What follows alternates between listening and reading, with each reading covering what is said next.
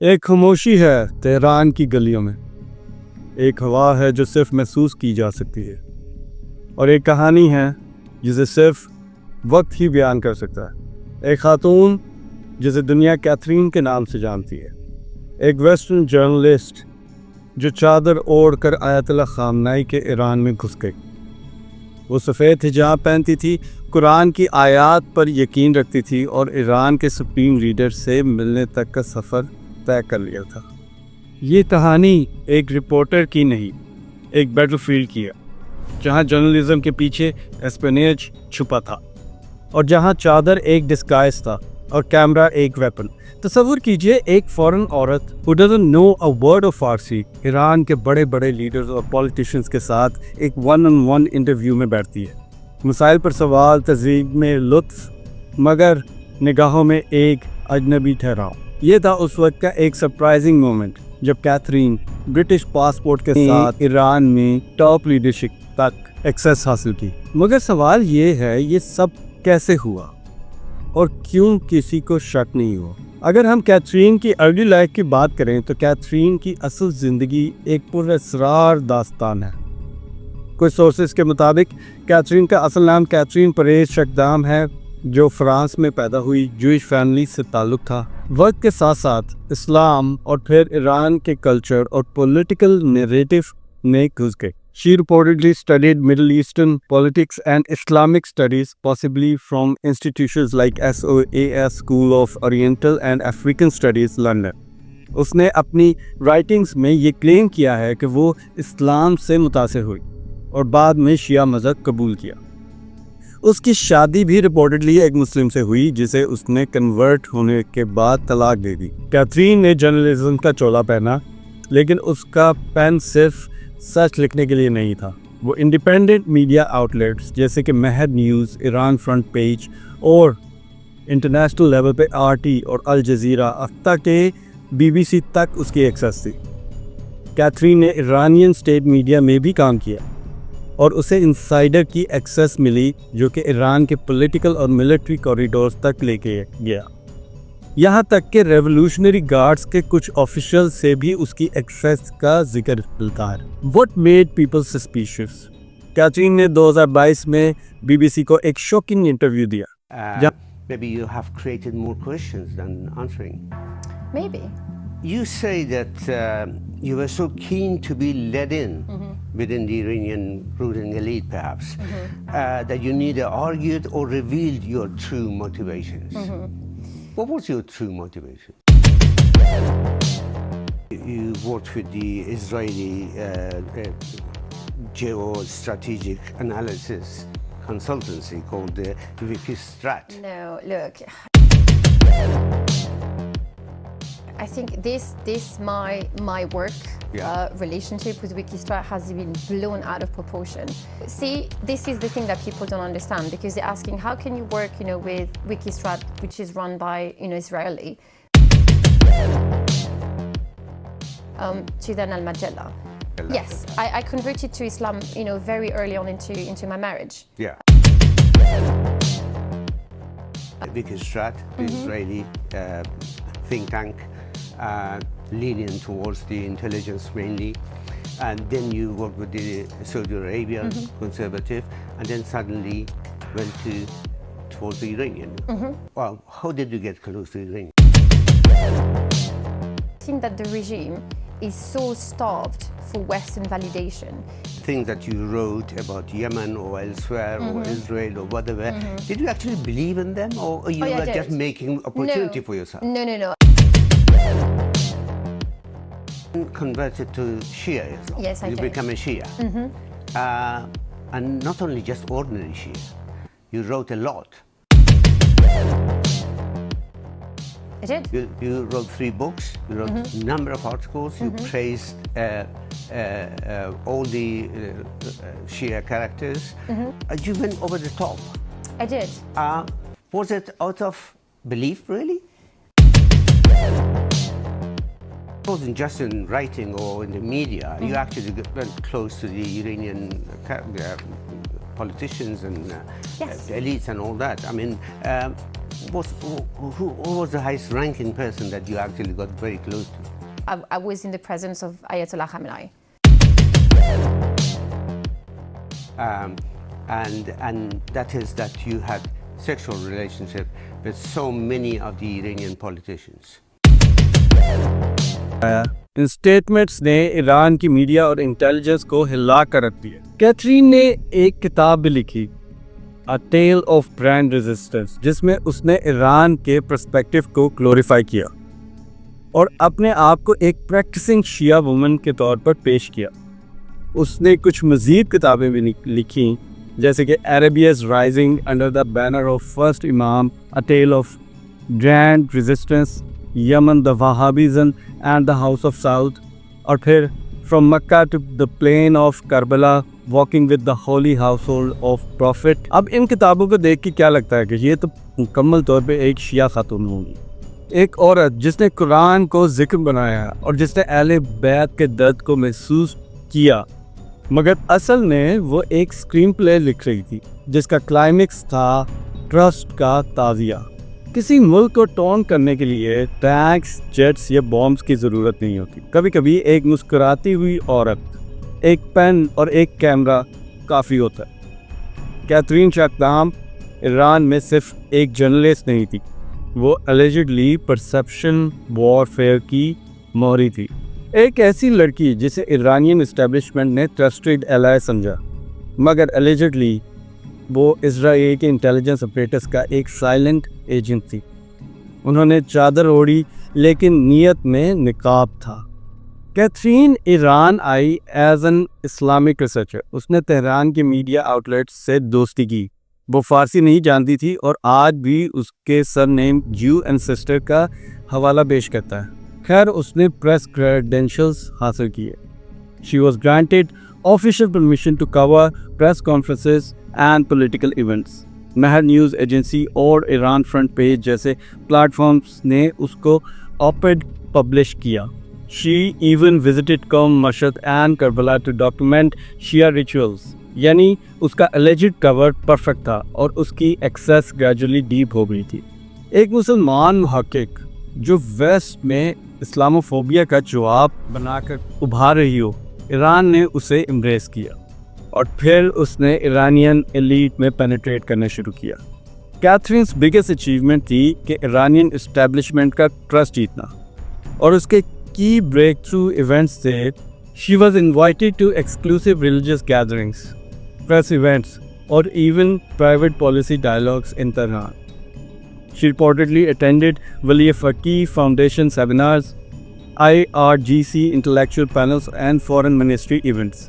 और सबसे बड़ी बात, उसने मल्टीपल टाइम्स ईरानियन ऑफिशियल्स का 1-on-1 इंटरव्यू भी किया, जिनमें प्रेसिडेंट ऑफ ईरान रईसी भी शामिल थे।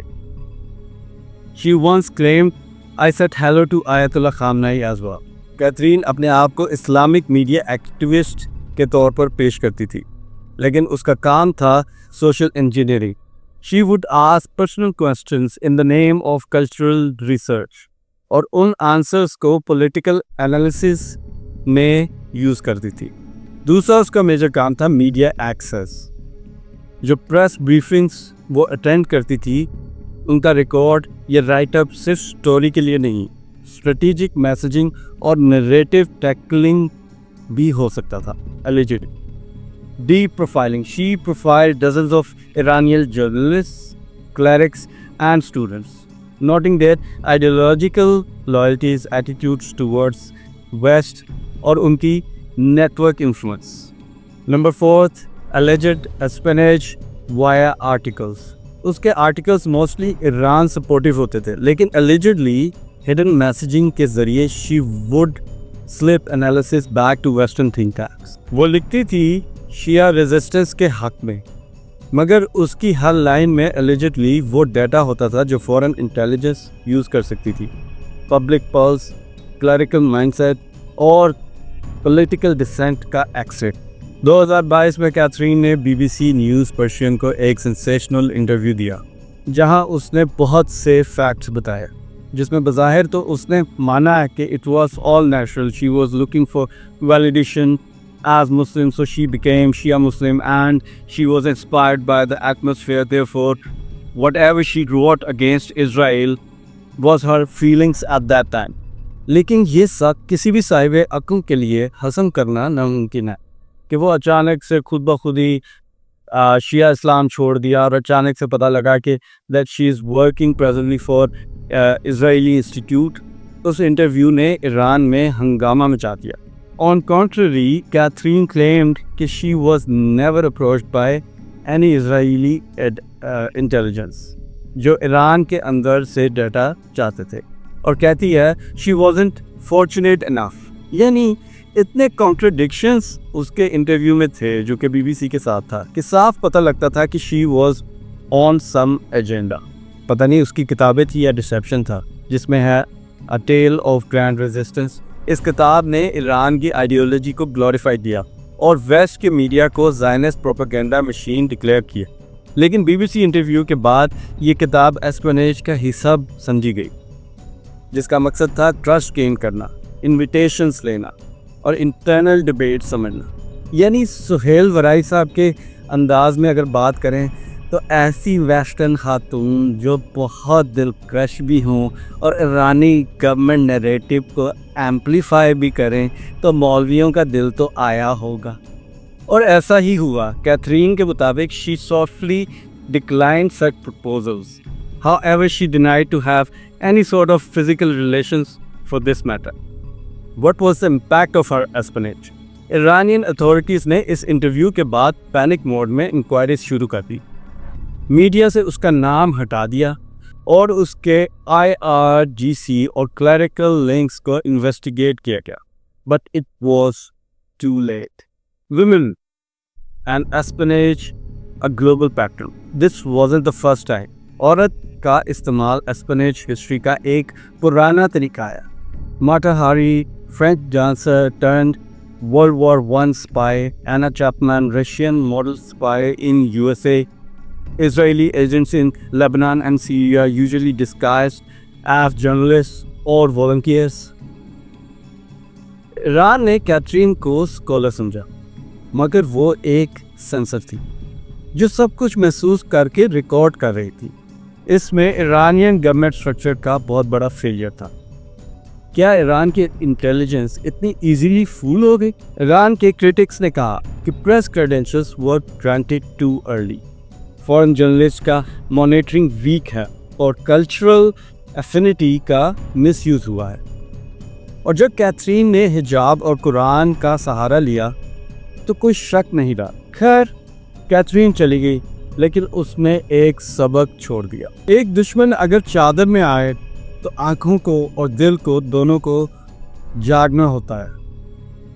ईरान जैसे सेंसिटिव स्टेट के लिए एक आई ओपनर था कि जंग सिर्फ सरहदों पे नहीं, अक्लों और कलामों के ज़रिए भी लड़ी जाती है. ये सिर्फ एक औरत की कहानी नहीं, ये एक मुल्क की आंख बंद होने की कहानी, जहां दुश्मन ने मुस्कुरा कर सलाम किया और अंदर से राज ले लिए.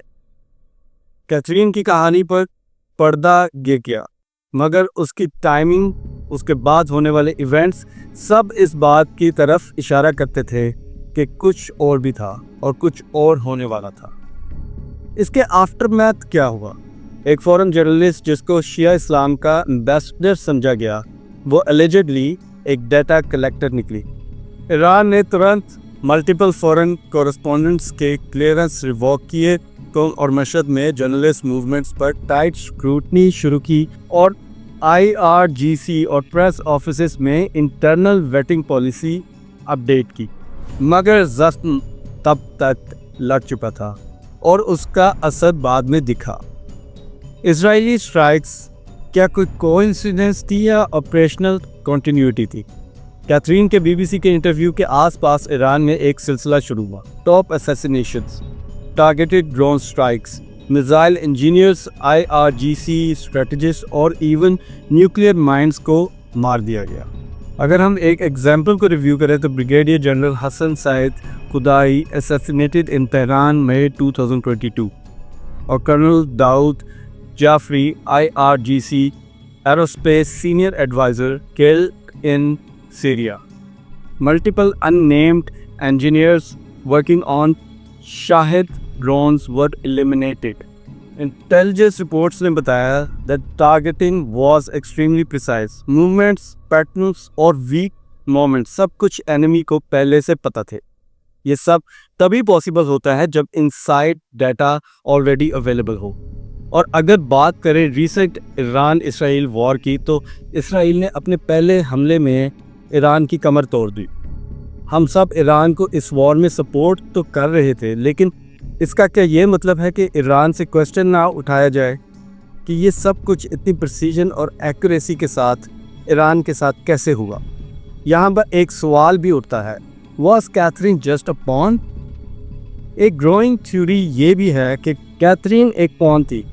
उसे स्टेज तरीके से इंटरव्यू में डाला गया था ताकि एक्चुअल एजेंट्स अंडरकवर ही रहे, और उसका इंटरव्यू सिर्फ ईरानियन वेटिंग स्ट्रक्चर को डिस्क्रेडिट करने का जरिया बनी. और अगर हम उसके रिसेंट आर्टिकल्स की बात करें तो she had access to sensitive IRGC corridors. She predicted possible fractures between Basij and youth perception, wrote detailed psychological insights on clerical elite.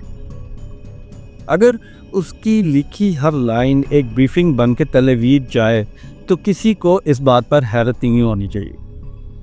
Catherine शिट्टाम का केस यूनिक नहीं. हिस्ट्री भरी पड़ी है उन औरतों से जिन्हें ब्यूटीफुल मास स्ट्रेटेजिक माइंड के साथ फ्रंट बनाया गया. Soft trust building through personal proximity और ideology, hard intelligence extraction under academic और मीडिया कवर. इसकी कुछ फेमस एग्जांपल्स हैं, जैसे कि Shula Cohen, Israeli spy in Beirut, operated under Jewish refugee cover. Sylvia Rafael, Mossad agent posed as photographer and social worker. Anna Chapman, Russian intelligence agent in United States, worked in real estate and academia. Catherine ने हिजाब पहना और camera उठाया, मगर उस कैमरे का lens में ईरान के अंदर तक दिखता था. अब हम उसे सच माने या झूठ, गलती तो ईरान की अपनी थी.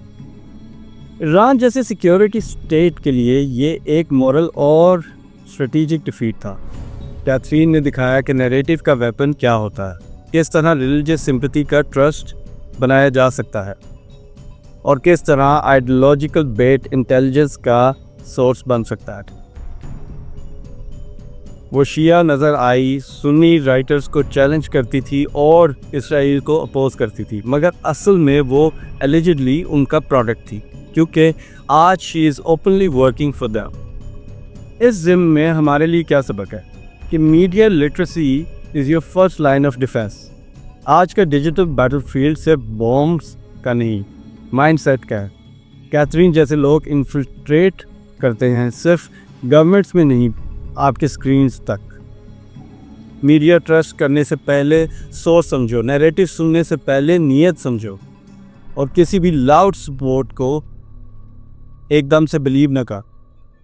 हर बार बॉम्ब गिराकर नहीं मारा जाता. कभी कभी कैमरा, कलाम और हैशटैग्स के जरिए मुल्कों को तोड़ने में बड़ा हाथ प्ले किया जाता है. आस्क योरसेल्फ, आप किसे फॉलो कर रहे हैं? आप कहाँ से न्यूज़ लेते हैं? क्या आप किसी स्क्रिप्टेड बैटलफील्ड का हिस्सा हैं या नहीं? कैथरीन तो चली गई, लेकिन अपनी मुस्कुराहट के साथ एक निज़ाम का यकीन तोड़ गई. हर मुसलमान, हर डिजिटल यूज़र, हर यंग थिंकर के लिए ये एक सबक है कि दुनिया का सबसे ख़तरनाक झूठ वो होता है जो सच बन के सामने आए. हर जंग में बारूद नहीं चलता, कभी कभी कलाम बारूद से ज़्यादा ख़तरनाक होता है और कैमरा शमशीर से ज़्यादा ख़तरनाक होता है. And this is how we welcome you to the new battlefield. आज हम कैथरीन को गलत कहते हैं, कल किसी और को अपना कर फिर उसको भी गलत कहेंगे. तो सोचो, why was she allowed in the inner circles? How did she publish in prominent Iranian and international media? Why did she choose Sunni Islam first and then Shia Islam as her alleged cover? And today she calls herself as atheist, openly working for Israeli Institute. And why did she leave just before multiple Iranian generals were assassinated. Because the war is not over oil, it's over hearts, beliefs and identities.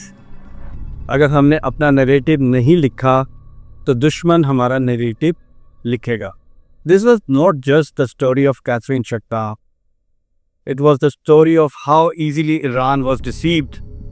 When our eyes are closed and our hearts are divided, unity is resistance, awareness is defense, and truth is the final victory. Thank you آپ کے قیمتی وقت کا کہ آپ اگر video کے اس point تک پہنچ گئے ہیں. پاکستان اپڈیٹس اوریجنلز کو سبسکرائب کریں اور اپنی آراء کا اظہار کریں کمنٹس کے ذریعے. Thank you. اللہ حافظ.